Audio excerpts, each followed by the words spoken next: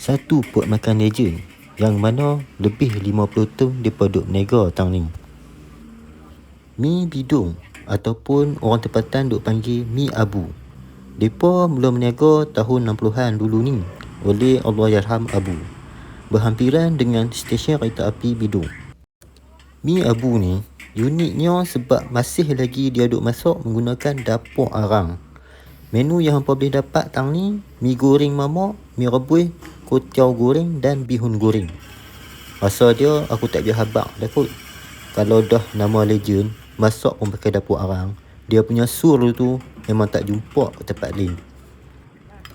Dah perkena mi goreng, mai kita perkena dessert orang lama.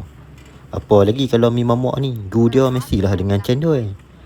Bukan kata mi saja resipi orang lama, cendol pun resipi orang lama. Tadi mi abu, sekarang ni cendol Wahab pula.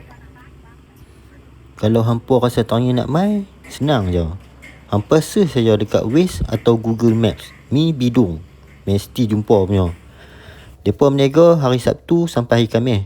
Jumaat depa cuti.